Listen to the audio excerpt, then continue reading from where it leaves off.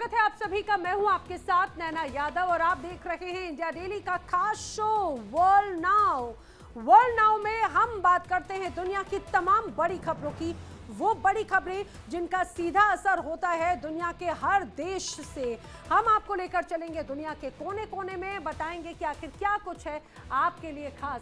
आज जिन बड़ी खबरों पर हम चर्चा करेंगे उनमें आपको बताते चले। वर्ल्ड नाउ में आज हम बात करेंगे अमेरिका की, दुनिया की सबसे बड़ी अर्थव्यवस्था की। कैसे अमेरिका एक बार फिर से ठप उसकी अर्थव्यवस्था पड़ती नजर आती है। 2018 के बाद पहली बार अमेरिकी सरकार शटडाउन में चली गई है। जी हां, यह अमेरिकी इतिहास का 22वां शटडाउन है और पिछली बार इसका असर इतना ज्यादा गहरा था कि इकोनॉमी को करीब करीब $3 अरब का तगड़ा झटका लगा था।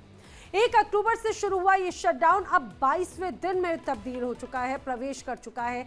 लाखों फेडरल कर्मचारियों की सैलरी रुकी हुई है, कई सरकारी सेवाएं भी बंद है। सवाल ये कि क्या ये राजनीतिक टकराव अमेरिकी अर्थव्यवस्था को भी हिलाकर रखेगा? आज वर्ल्ड नाउ में करेंगे इस शटडाउन की पूरी ABCD की चर्चा। वहीं आज दूसरी खबर वर्ल्ड नाउ की होगी यूएस और चीन की। अमेरिका और चीन के बीच में ट्रेड टकराव ने इस हफ्ते एक नया मोड़ ले लिया। अमेरिकी राष्ट्रपति डोनाल्ड ट्रंप ने चीन को सख्त चेतावनी देते हुए कहा कि अगर 1 नवंबर 2025 के बाद भी चीन रूस से खरीदना जारी रखता है तो सभी चीनी वस्तुओं पर 155% तक टैरिफ लगा दिया जाएगा। वहीं आज हम बात करेंगे व्लादिमीर पुतिन और डोनाल्ड ट्रंप के बीच में बुडापेस्ट में प्रस्तावित शिखर बैठक की भी, जो अचानक से रद्द हो गई। राष्ट्रपति ट्रंप ने खुद इसकी पुष्टि करते हुए कहा है कि उन्हें वेस्टेड मीटिंग नहीं चाहिए, यानी वो ऐसी बैठक बिल्कुल नहीं करना चाहते जो समय की बर्बादी साबित हो।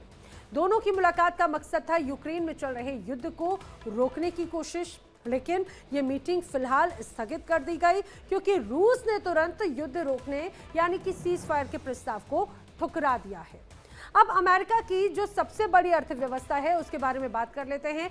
अमेरिका की सबसे बड़ी अर्थव्यवस्था पर एक बार फिर से संकट मंडराने लगा है। सरकारी शटडाउन ने देश के 22वें दिन में प्रवेश कर लिया है और राष्ट्रपति डोनाल्ड ट्रंप की मुश्किलें अब ये शटडाउन बढ़ाता हुआ नजर आता है। लाखों फेडरल कर्मचारियों की सैलरी रुकी हुई है, सरकारी एजेंसीज बंद है और देश के महत्वपूर्ण सेवाओं पर सीधा सीधा इसका असर पड़ रहा है। पिछली बार 2018 में शटडाउन ने अमेरिकी अर्थव्यवस्था को करीब $3 अरब का नुकसान पहुंचाया था। अब अमेरिका में शटडाउन मुश्किल में ट्रंप हैं, क्या वाकई में ऐसा है? मैं आपको समझाती हूँ। समझिए, अगर अभी तक के हम पूरे ओवरऑल शटडाउन की बात करें तो अभी तक खास तौर से नवंबर 1995 में शटडाउन हुआ, वो 5 दिन का शटडाउन था। उसके बाद में अगले ही दिन 1995 में ये शटडाउन हुआ, वो 21 दिन का था। सितंबर 2013 में इसके बाद में शटडाउन हुआ, ये शटडाउन 16 दिनों तक चला। इसके बाद में जनवरी में फिर ऐसे हालात बने 2018 में, जब 3 दिनों तक अमेरिका शटडाउन था, कामकाज पूरी तरह से बंद था। इसी तरह से उसके अगले दिन एक दिन फरवरी को 2018 में ही एक दिन का शटडाउन था, लेकिन उसके बाद में अंत होते होते 2018 का दिसंबर का महीना 35 दिनों तक शटडाउन यूएस ने झेला है।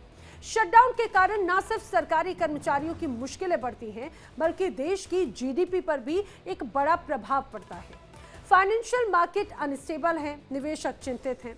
वहीं अमेरिका में लगभग 2.4 मिलियन फेडरल एम्प्लॉइज को अभी तक उनकी सैलरी नहीं मिली है। करीब 7 लाख से ज्यादा कर्मचारी बगैर वेतन के अनिवार्य जो इमरजेंसी सर्विसेज हैं उसमें लगातार काम कर रहे हैं। टैक्स डिपार्टमेंट, एयरपोर्ट और न्यायपालिका सहित कई एजेंसियों में पेरोल पूरी तरह से ठप है। कई कर्मचारी रोजमर्रा की जरूरतें पूरा करने के लिए वैकल्पिक या फिर अस्थायी काम कर रहे हैं, जैसे फूड डिलीवरी हो, राइड शेयर हो, ड्राइविंग हो या फिर ऑनलाइन ट्यूशन। कुछ ने तो टिकटॉक जैसे प्लेटफॉर्म पर अपनी पीड़ा जाहिर भी करी है बाकायदा। आपको ये भी बता दें, ऑक्सफोर्ड इकोनॉमिक्स के अनुमान के अनुसार हर सप्ताह शटडाउन से अमेरिकी अर्थव्यवस्था की वार्षिक विकास दर में 0.1 से 0.2% की गिरावट आ सकती है, यानी साप्ताहिक आर्थिक नुकसान लगभग 7.6 से 15 अरब डॉलर के बीच। ये स्थिति ट्रंप प्रशासन पर बड़ा राजनीतिक दबाव बढ़ा रही है, क्योंकि कई राज्यों में उपभोक्ता खर्च और स्थानीय व्यापार पर सीधा सीधा असर देखने को मिल रहा है। ये जो पूरा गतिरोध है राष्ट्रपति डोनाल्ड ट्रंप की नीतियों, डेमोक्रेटिक पार्टी के विरोध के बीच में फंसा हुआ है, जहां पर व्हाइट हाउस कुछ सामाजिक कार्यक्रमों में कटौती चाहता है तो विपक्ष इसे स्वास्थ्य बीमा और सामान्य नागरिक सेवाओं पर सीधे सीधे हमला बताता है। अब संसद का जो ऊपरी सदन है सीनेट, यहां पर 20 अक्टूबर को फंडिंग बिल पर 11वीं बार वोटिंग हुई, लेकिन राष्ट्रपति ट्रंप के प्रस्ताव को फिर से खारिज कर दिया गया। अब ऐसे में अमेरिकी इतिहास का ये दूसरा सबसे लंबा शटडाउन बन चुका है। जी हां, अमेरिका में शटडाउन का असर इतना बुरा पड़ रहा है, समझिए, कि डोनाल्ड ट्रंप ने कभी सोचा भी नहीं होगा कि ऐसे हालात हो जाएंगे। यहाँ पर महामंदी के संकट हैं, बादल यहाँ पर महामंदी के मंडरा रखे हैं, सरकारी दफ्तरों पर ताले लटके हुए हैं, लोगों की नौकरियां जाना शुरू हो गई हैं। हर दिन अमेरिका को करोड़ों करोड़ों का नुकसान हो रहा है। अगर इसका सही समय पर कोई हल नहीं निकलता तो समझिए अमेरिका में आने वाले दिनों में बहुत भयंकर तबाही देखने को मिल सकती है। ये आर्थिक तबाही होगी, ना जाने कितने लाख लोगों की नौकरियां जा सकती हैं। शटडाउन की शुरुआत से ही प्रशासन ने डेमोक्रेटिक समर्थक 16 राज्यों के लिए 26 अरब डॉलर की राशि रोक दी, जिसमें न्यूयॉर्क में परिवहन योजनाओं के लिए 18 अरब डॉलर शामिल है। शटडाउन से अमेरिका की इकोनॉमी पर नकारात्मक प्रभाव पड़ रहा है और अगर ये खत्म नहीं हुआ तो और भी ज्यादा इसका इम्पैक्ट पड़ेगा। इस पूरे शटडाउन की वजह से अमेरिकी अर्थव्यवस्था में मंदी और महंगाई की चिंता और भी ज्यादा बढ़ती हुई नजर आती है। अब शटडाउन से यूएस को कितना नुकसान हो रहा है वो भी आपको समझना चाहिए। आइए वो मैं आपको जरा समझाती हूँ। शटडाउन की अगर अवधि की बात की जाए तो मौजूदा स्थिति में शटडाउन को लगते लगते अब 22 दिन हो चुके हैं। 22वां दिन है आज यहाँ पर शटडाउन का। सरकारी कर्मचारियों पर सीधा इसका असर पड़ता है। लाखों फेडरल कर्मचारी सैलरीज रुक चुकी है। अर्थव्यवस्था पर इसका इम्पैक्ट है। यहाँ की जो जीडीपी है वो हर हफ्ते 7 अरब डॉलर से ज्यादा नुकसान झेल रही है। समझिए, अब माना जा रहा है, अनुमान जानकार ऐसा लगाते हैं कि जीडीपी 0.1% कम हो सकती है। अमेरिका को हर दिन लगभग 9,000 करोड़ का नुकसान है। हर घंटे 369 करोड़ 86 लाख 50 हजार का नुकसान जो है अमेरिका झेल रहा है। 8 लाख कर्मचारी छुट्टी पर भेजे गए हैं। 7 लाख कर्मचारी बगैर सैलरी के रहने को मजबूर हो गए हैं। कई विभाग बंद है। सार्वजनिक सेवाओं में रुकावट तक दर्ज की जा रही है। इतना ही नहीं, बाजार पर असर बहुत बुरा है। जो निवेशक हैं उनमें अनिश्चितता है। शेयर मार्केट में पूरी तरह से दबाव इसका नजर आता है और आने वाले वक्त में और बढ़ता हुआ नजर आएगा। अब समझिए, अमेरिका पर मंदी का खतरा मंडराने लगा है। इस शटडाउन से अमेरिका को भारी नुकसान हो रहा है और शटडाउन के चलते अमेरिका के जो संघीय कर्मचारी हैं उनकी सैलरी पर 400 मिलियन डॉलर का नुकसान है। छटनी के साथ साथ बेरोजगारी की भारी समस्या भी बड़े स्तर पर नजर आती है और अमेरिकी शटडाउन को लेकर व्हाइट हाउस की आर्थिक सलाहकार समिति ने अनुमान लगाया है कि अगर शटडाउन 1 महीने तक चला तो हर हफ्ते 15 अरब डॉलर का झटका लगेगा। सरकार के लिए इस नुकसान की भरपाई करना आसान नहीं होगा, लेकिन अमेरिकी ट्रेजरी सेक्रेटरी स्कॉट बेसेंट की माने तो शटडाउन से जीडीपी, आर्थिक ग्रोथ और आम नागरिक की रोजमर्रा की जिंदगी पर जरूर असर पड़ेगा। ट्रैवल सर्विसेज, ट्रेड, सबका संतुलन बिगड़ जाएगा और अमेरिकी शटडाउन से सरकारी कामकाज, बेरोजगारी, अंतर्राष्ट्रीय व्यापार, निर्यात, आयात, कस्टम्स, यहाँ तक कि रेगुलेटरीज जो प्रोसेस है उसमें देरी का नुकसान भी लगातार हो रहा है। और सिर्फ इतना ही नहीं, जो शटडाउन है उसके चलते 87% कर्मचारियों को छुट्टी पर भेज दिया गया है। जरा समझिए, किसी देश के 87% कर्मचारियों को छुट्टी पर भेज दिया जाना, जिससे कई जरूरी सेवाएं रुक गई हैं। इस शटडाउन से अमेरिका को हर हफ्ते 7 अरब डॉलर का नुकसान हो रहा है, जिसकी भरपाई ट्रंप का टैरिफ भी नहीं कर सकता। शटडाउन से अमेरिकी इकोनॉमी और जीडीपी को बड़ा नुकसान हो रहा है और अगर ऐसा जारी रहा तो यह और भी बड़ा नुकसान हो सकता है। अब यूएस में शटडाउन से कितना नुकसान है इस बात को जरा समझिए। अब तक जब शटडाउन लगा 2018 और 19 के बीच में करीब 35 दिन का ये शटडाउन था। यूएस में शटडाउन के बाद में बजट और खर्च पर कांग्रेस में सहमति नहीं बन पा रही थी, इस वजह से ये शटडाउन 35 दिनों तक चला। अब इसके चलते जीडीपी को 11 अरब डॉलर का नुकसान हुआ। समझिए 11 अरब डॉलर बहुत बड़ी ये कहा जाए राशि होती है। 2018-19 में 3 अरब डॉलर स्थायी नुकसान दर्ज किया गया इसी शटडाउन यानी कि इसी तरह से बंद के चलते। जीडीपी का लगभग 0.02% ये एक तरह से था और अभी भी स्थिति बहुत ज्यादा अलग नजर नहीं आती। बताया जाता है 2018 से 19 की शटडाउन के बीच में 3,65,000 कर्मचारी ऐसे थे जिन्हें छुट्टी पर भेज दिया गया था। ये कह दिया था कि भैया आप घर जाइए, अभी कोई काम नहीं होगा। लेकिन आप ये समझिए उसके बाद में 3,75,000 कर्मचारी यहाँ पर जब छुट्टी पर भेजे गए तो कामकाज ठप हो गया और इसीलिए ये 2018 और 19 के बीच का ये सबसे बड़ा शटडाउन माना गया। और अब 2025 में जो शटडाउन है वो 22वें दिन में प्रवेश कर चुका है, इसीलिए ये अमेरिका का दूसरा सबसे बड़ा शटडाउन माना जा रहा है। अब इसी वजह से शटडाउन के चलते बड़े नुकसान का आकलन जरूर लगाया जा रहा है। अगर स्थिति कंट्रोल नहीं हुई तो आने वाले वक्त में ये नुकसान और भी ज्यादा बढ़ सकता है। चलिए अब मैं आपको बताती चलती हूँ 2013 में 16 दिन का शटडाउन जो है वो हुआ था। यूएस में शटडाउन से बड़ा नुकसान हुआ। ओबामा केयर को लेकर मतभेद 2013 में बड़े स्तर पर नजर आया था। लगभग 24 अरब डॉलर का नुकसान इस दौरान जो है वो दर्ज किया गया। इतना ही नहीं, जीडीपी ग्रोथ में कम से कम 0.6% की गिरावट जो है वो इस दौरान दर्ज की गई। लेकिन इसके अलावा इसके पहले 1995 और 96 के दौरान भी ऐसा ही एक बड़ा शटडाउन जो है वो अमेरिका देख चुका था, जो 21 दिन का शटडाउन हुआ था। और 21 दिन के शटडाउन में क्लिंटन प्रशासन और रिपब्लिकन पार्टी के बीच में विवाद था। यह विवाद भी बजट एलोकेशन को लेकर ही था।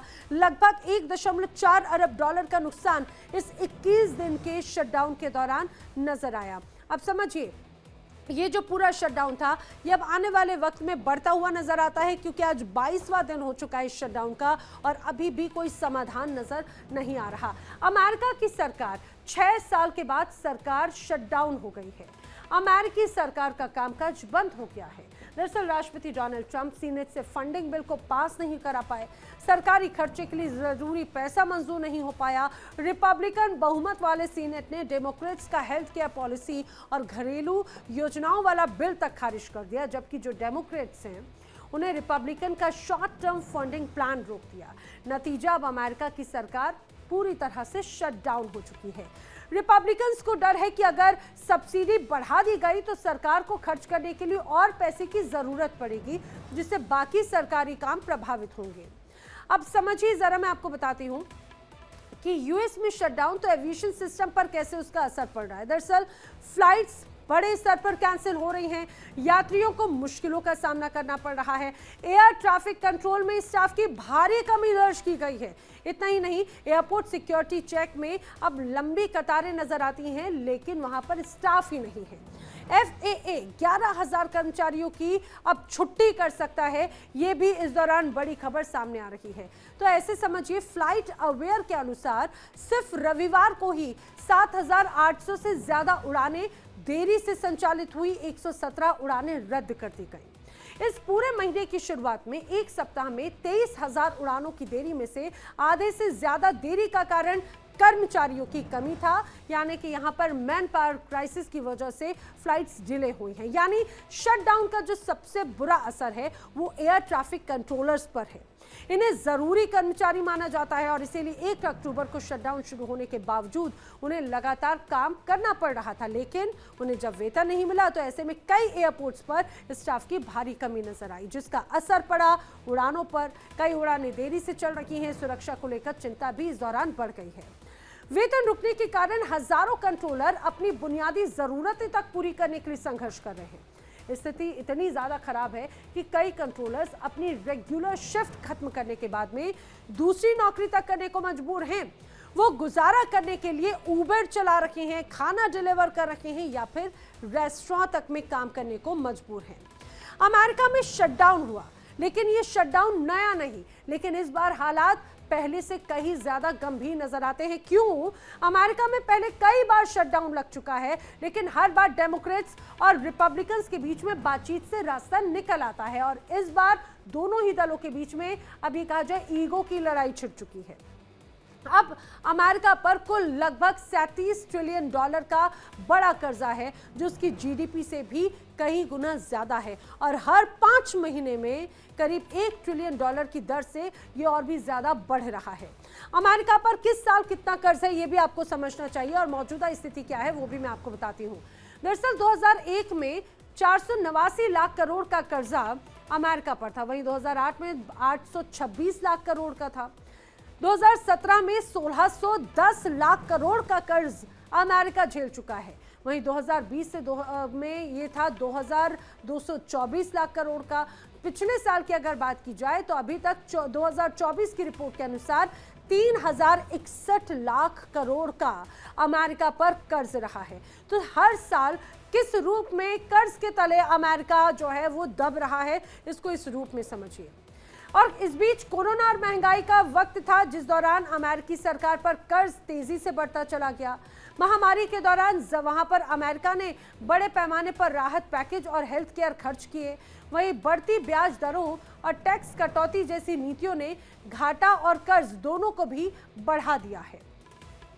वहीं राजनीतिक जिद अब अमेरिकी अर्थव्यवस्था पर भारी पड़ रही है और अगर जल्द ही समाधान नहीं निकला तो इसका असर वैश्विक बाजारों तक भी पहुंच सकता है। यानी कि अमेरिका की जो राजनीति है उसमें ये शटडाउन सिर्फ प्रशासनिक ठहराव नहीं बल्कि सत्ता संघर्ष का प्रतीक एक तरह से बन चुका है।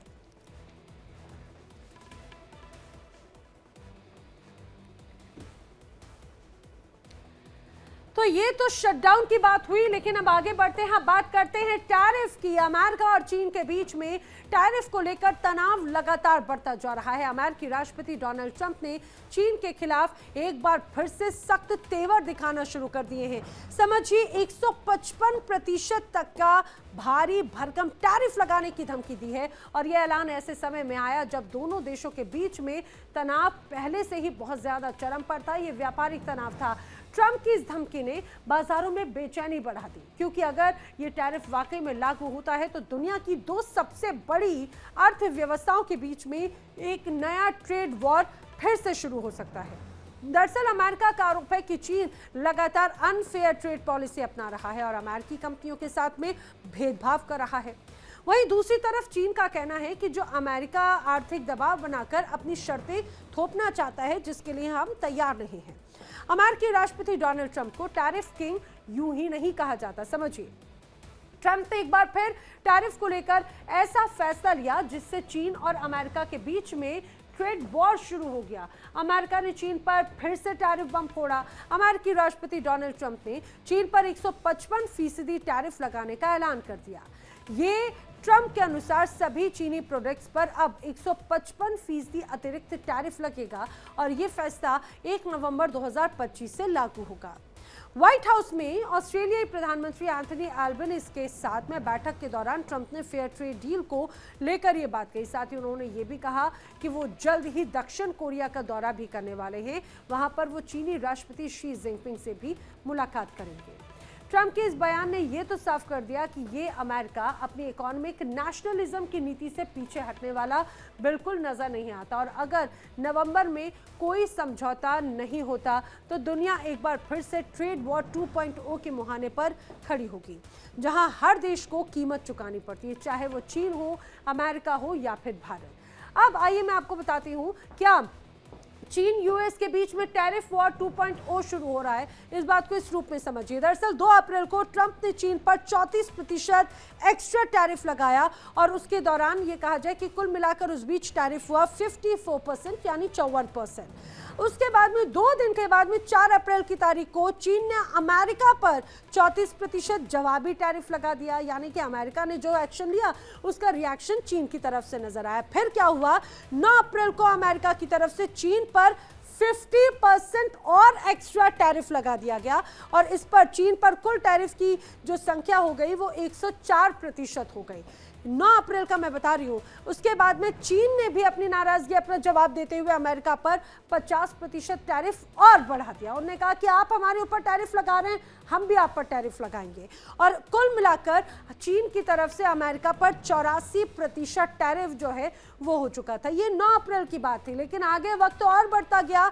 10 अप्रैल को अमेरिका ने कहा ठीक है, चीन पर हम 20% और टैरिफ जोड़ेंगे, ये फेंटेनाइल टैरिफ होगा, और इसके जरिए चीन पर और भी ज्यादा टैरिफ का दबाव बढ़ाया। और अब इसके साथ में चीन पर कुल मिलाकर टैरिफ 145% अभी तक नजर आता है। लेकिन 11 मई को स्विट्जरलैंड में टैरिफ पर समझौता बाकायदा हुआ। बाकायदा ये माना गया कि भाई ये टैरिफ बहुत ज़्यादा है। 11 मई को दोनों देशों ने 115% टैरिफ कम करने की घोषणा म्यूचुअल स्तर पर एक तरह से की। चीन पर टैरिफ 90 दिनों के लिए टाल दिया गया था। कुछ वक्त के लिए ये टैरिफ टला, लेकिन ट्रंप ने 100% टैरिफ लगाने का 11 अक्टूबर को एक बार फिर से ऐलान कर दिया। हाल ही के वक्त की बात है। अब 1 नवंबर से 130% टैरिफ लगेगा, ये हाल ही में डोनाल्ड ट्रंप की तरफ से घोषणा की गई। अब रिसेंटली 20 अक्टूबर को ट्रंप ने चीन को बाकायदा ये टैरिफ की धमकी दी है कि आने वाले वक्त में 155% टैरिफ चीन को झेलना पड़ सकता है। 1 नवंबर तक व्यापार समझौता करने का एक तरह से दबाव डोनाल्ड ट्रंप बना रखे हैं और ये स्पष्ट कर दिया कि 1 नवंबर तक के आपके सामने मियाद है। अगर इस बीच ये कहा जाए कि आप व्यापार समझौता कर लेते हैं तब तो ठीक है, वरना चीन को तैयार होना होगा 155% टैरिफ के लिए। दरअसल चीन ने हाल ही में रेयर अर्थ मिनरल्स को लेकर एक फैसला लिया और ये फैसला है रेयर अर्थ मिनरल्स के एक्सपोर्ट पर नए प्रतिबंध। चीन रेयर अर्थ मिनरल्स का राजा है। चीन ने कहा है कि वो अब इन खनिजों के एक्सपोर्ट पर सख्त नियंत्रण लगाएगा ताकि पर्यावरण की रक्षा हो सके और राष्ट्रीय सुरक्षा मजबूत बने। लेकिन अमेरिका इसे व्यापारिक हमला मान रहा है। चीन ही नहीं बल्कि चीन ने भारत से भी कहा है कि वो इस बात को लेकर उसे आश्वस्त करे कि चीन से मिले रेयर अर्थ मिनरल्स यूएस को री एक्सपोर्ट ना किए जाएं। चीन के इसी फैसले से डोनाल्ड ट्रंप अब खफा हो चुके हैं। ट्रंप ने इसे एक तरह से चीन की धोखेबाजी बताया है। ट्रंप ने अपने social media platform truth social पर पोस्ट किया कि अमेरिका अब चीनी सामानों पर 100% अतिरिक्त टैरिफ लगाएगा। चीन पर पहले से ही 30% टैरिफ है और इस तरह से चीनी प्रोडक्ट पर अब अमेरिका का कुल 130% टैरिफ हो जाएगा। इसका असर होगा, इससे चीनी सामान अमेरिका में और भी ज्यादा महंगा हो जाएगा। ये कदम समझिए दुनिया की 2 सबसे बड़ी अर्थव्यवस्थाओं के बीच में तनाव और भी ज्यादा बढ़ा सकता है। अब एक सवाल ये है कि चीन आखिर ऐसा क्यों कर रहा है? चीन अमेरिका की मनमानी मानने को तैयार क्यों नहीं है? दरअसल जिस तरह से ट्रंप टैरिफ बम फोड़ रहे हैं उससे चीन नाराज हो चुका है। अमेरिका के साथ में चल रहे तनाव से चीन अब तंग आ चुका है। अमेरिका ने चीनी टेक कंपनियों जैसे हुआई हो उस पर प्रतिबंध तक लगा दिए हैं। अमेरिका के खिलाफ ट्रेड वॉर में चीन का यह मानना है कि जो रेयर अर्थ मिनरल्स हैं उसका वो एक तरह से उसका ट्रम्प कार्ड है। वो इसे हथियार की तरह इस्तेमाल करके अमेरिका को सबक सिखाना चाहता है। लेकिन अब अमेरिका, ऑस्ट्रेलिया हो, कनाडा हो या फिर अफ्रीका, अब यहाँ से रेयर अर्थ के सोर्सेस तलाशने की कोशिश में है। आइए सबसे पहले आपको बताते हैं कि आखिर ये रेयर अर्थ मिनरल्स होते क्या हैं, जिस पर एक तरह से डोनाल्ड ट्रंप लगातार ये दबाव बनाने की कोशिश कर रहे हैं चीन पर और इसी वजह से इन पर ट्रेड वॉर एक तरह से शुरू हो चुका है। समझिए, रेयर अर्थ मिनरल्स 17 विशेष रासायनिक तत्वों का एक तरह से समूह माना जाता है जो अर्थ क्रस्ट में कम मात्रा में पाए जाते हैं और इसका समझिए कि इनका जो अहम योगदान टेक्नोलॉजी और रक्षा उद्योग के लिए बहुत अहम माने जाते हैं। लिथियम, नियोडीमियम, यूरोपियम, इन्हें दुर्लभ इसीलिए कहा जाता है क्योंकि अर्थ क्रस्ट से निकालना बहुत ज़्यादा कठिन एक प्रोसेस है और उतना ही ज़्यादा महंगा, एक्सपेंसिव भी है। रेयर अर्थ 2 तरह से होते हैं, लाइट रेयर अर्थ और हैवी रेयर अर्थ। दुनिया में रेयर अर्थ मिनरल्स का सबसे बड़ा भंडार चीन में ही है और चीन इसे लेकर लगातार आंख दिखाता रहता है। दुनिया का 80% से ज़्यादा रेयर अर्थ चीन से आता है और इसीलिए चीन दबाव ये बनाता रहा है जिसका असर पूरी दुनिया पर पड़ रहा है। कुछ लोग हैरान होंगे कि अगर ये रेयर अर्थ मिनरल्स ना हो तो आपके स्मार्टफोन से लेकर आपके कंप्यूटर और तमाम इलेक्ट्रॉनिक सामान, सेमीकंडक्टर्स, बिजली से चलने वाली जो गाड़ियां हैं, विमानों की इंजन हो या फिर इलाज के उपकरण, तेल की रिफाइनिंग, यानी कि यहाँ तक कि जो पूरी युद्ध में इस्तेमाल होने वाली मिसाइल्स हैं, रडार सिस्टम तक कुछ भी नहीं बन पाएगा अगर ये रेयर अर्थ मिनरल्स ना हो। जैसे जैसे दुर्लभ खनिजों की मांग बढ़ रही है, इन पर नियंत्रण के लिए दुनिया की महाशक्तियों के बीच में होड़ लग गई है। दुनिया के देशों के बीच में बहस इस बात पर हो रही है कि इनकी आपूर्ति आखिर कौन कंट्रोल करेगा। बात अगर चीन की करें तो रेयर अर्थ एलिमेंट्स के खनन और प्रोसेसिंग में वैश्विक प्रभुत्व हासिल कर चुका है चीन के पास न सिर्फ दुनिया के सबसे बड़े रेयर अर्थ भंडार हैं, बल्कि वो इनकी प्रोसेसिंग और रिफाइनिंग में भी लगातार आगे बनाए हुए हैं। अब आइए मैं आपको बताती हूँ कि आखिर चीन का किस तरह से ये बड़ा दबदबा जो है रेयर अर्थ मिनरल में नजर आता है, और 7% रेयर अर्थ खनिजों का खनन जो है वो चीन के पास में है। 85% से ज्यादा रिफाइनिंग चीन करता है। 44 मिलियन मीट्रिक टन का भंडार है इसके पास। हर साल 2.7 लाख टन रेयर अर्थ का उत्पादन चीन की तरफ से होता है। दुनिया का जो कुल भंडार है वो कुल भंडार का सबसे बड़ा हिस्सा चीन ही एक तरह से ऑक्यूपाई करता है।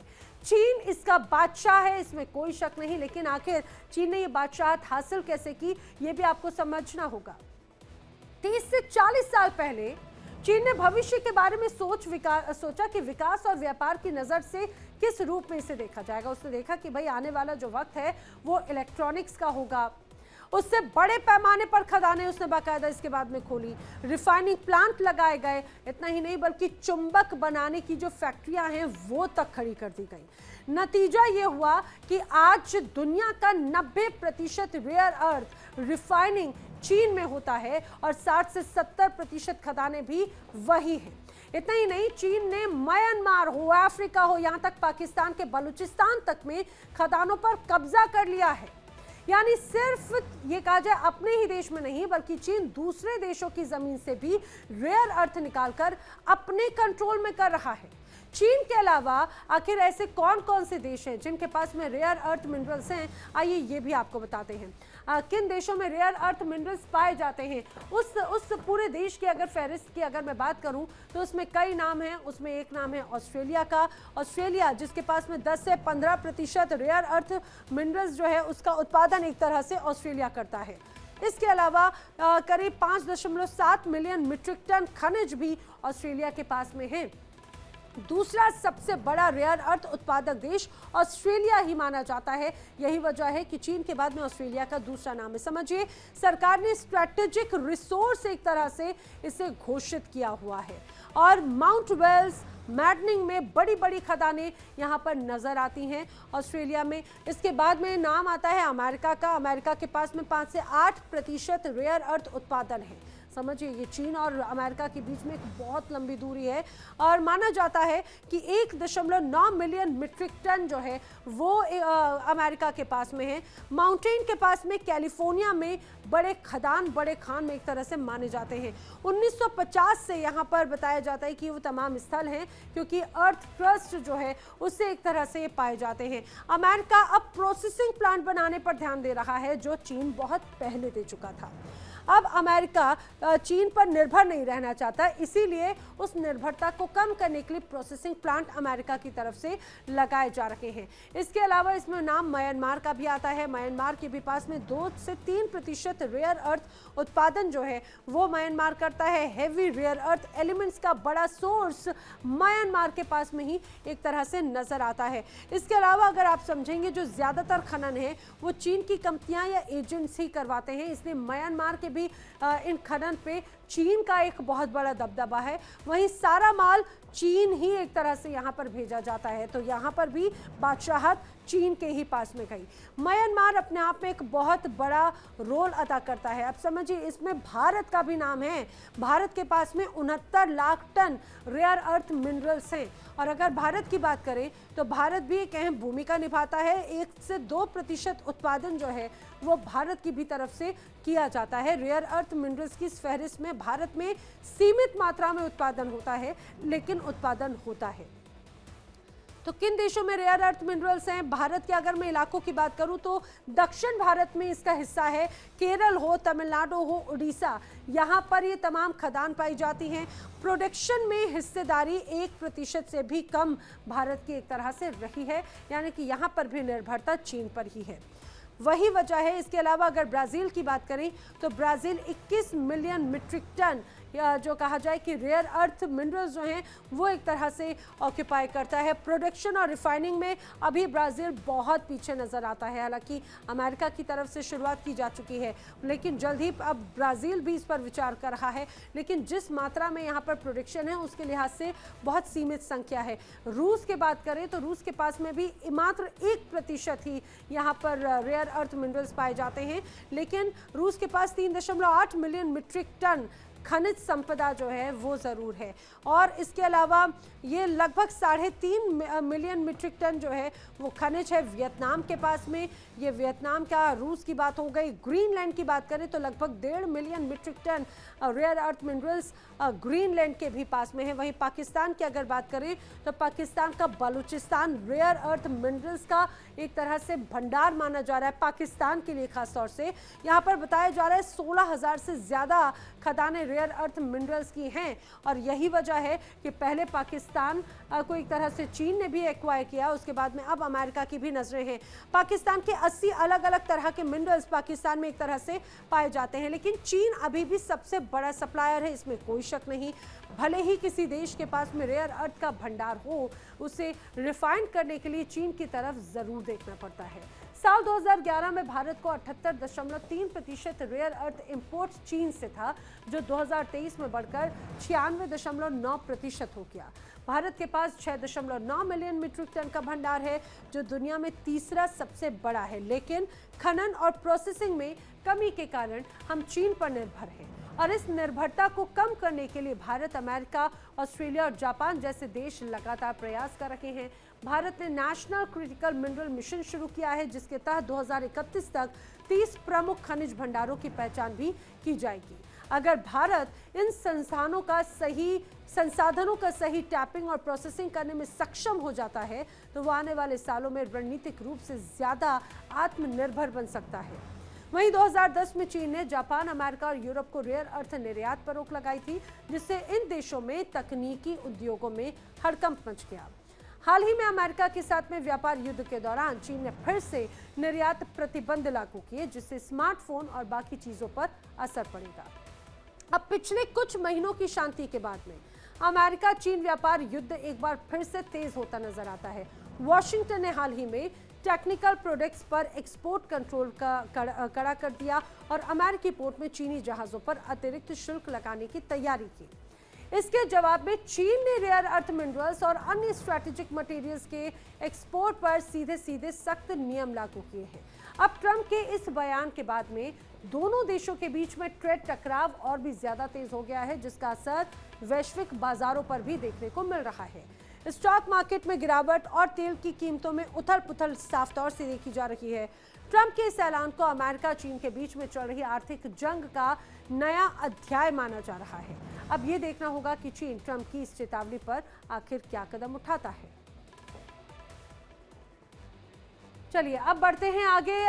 अमेरिका के राष्ट्रपति डोनाल्ड ट्रंप इन दिनों रूस यूक्रेन युद्ध के मुद्दे को लेकर बुरे फंसे हुए हैं। अब उन्हें खुद भी ये समझ में नहीं आ रहा कि आखिर ये युद्ध रुकेगा या फिर नहीं रुकेगा, क्योंकि तमाम मीटिंग्स के बाद भी इस युद्ध के खात्मे और सीज फायर को लेकर बात नहीं बन पा रही है जो ट्रंप चाहते हैं। शायद यही वजह है कि ट्रंप अब इस जंग से सरेंडर करते नजर आ रहे हैं। ऐसा हम इसीलिए कह रहे हैं क्योंकि ट्रंप ने रूस यूक्रेन जंग को लेकर हंगरी की राजधानी बुडापेस्ट में होने वाली मीटिंग रद्द कर दी। रूस यूक्रेन युद्ध को लेकर डोनाल्ड ट्रंप पुतिन की शिखर वार्ता बुडापेस्ट में होनी थी। दोनों देशों की ओर से फोन कॉल पर बातचीत हुई, कंफर्मेशन भी हो गई, लेकिन अचानक से ऐसा आखिर क्या हुआ जो रूस ने वार्ता से ही सीधा सीधा इनकार कर दिया और वॉशिंगटन को मीटिंग कैंसिल करनी पड़ गई। ट्रंप ने रूस के राष्ट्रपति व्लादिमीर पुतिन से होने वाली दूसरी मुलाकात की तैयारियों को रोक दिया है। 6 दिन पहले ही ट्रंप कह रहे थे कि भाई हमारी जो मीटिंग है वो हंगरी के बुडापेस्ट में होने वाली है, पुतिन से मुलाकात होगी, हम यूक्रेन युद्ध खत्म कर देंगे और इसी दिशा में कदम आगे बढ़ाना चाहते हैं। ये तमाम अलग अलग बड़े बड़े दावे थे डोनाल्ड ट्रंप के। लेकिन मंगलवार को पहले रूस ने नकारा और फिर व्हाइट हाउस से घोषणा की गई कि इस बैठक की तैयारियां फिलहाल रोक दी गई हैं।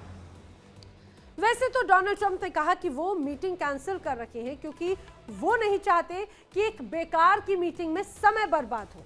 जब युद्ध मोर्चे पर लगातार बढ़ रहा है तो ऐसे में बातों और मुलाकातों का तो कोई मतलब ही नहीं रह जाता। लेकिन हैरानी की बात यह कि पिछले सप्ताह डोनाल्ड ट्रंप ने दावा किया था कि पुतिन के साथ में उनकी फोन पर बातचीत हुई और दोनों नेताओं ने आमने सामने की मुलाकात पर सहमति जताई। उन्होंने ये भी कहा कि पुतिन झट से बातचीत को तैयार हो गए और फिर अंत में आखिर सिचुएशन बदली नजर आती है। सबसे पहले आपको बताते हैं अलास्का की मुख्य विषय यूक्रेन युद्ध था, लेकिन कोई ठोस युद्ध विराम समझौता इस दौरान हो नहीं पाया। अलास्का में शांति वार्ता एक तरह से विफल रही, ऐसी ही तस्वीर नजर आती है। आखिर ऐसा क्यों हम कहते हैं, आइए मैं आपको बताती हूँ।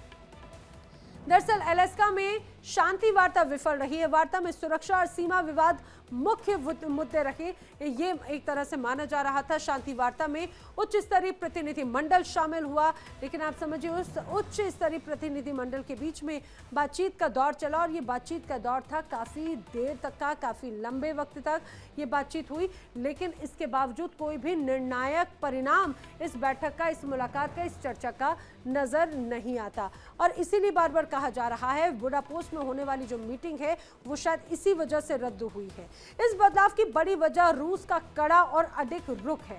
अमेरिकी विदेश मंत्री मार्को रूबियो और रूसी विदेश मंत्री सर्गेई लावरोव के बीच में फोन पर बातचीत हुई और लावरोव ने बाद में ये कहा कि जो रूस है, रूस का रुख अभी भी वही है। पहले शांति समझौता, उसके बाद में संघर्ष विराम। वहीं वाशिंगटन चाहता है कि युद्ध तुरंत से रुक जाए, लेकिन पुतिन इसके लिए राजी नहीं है।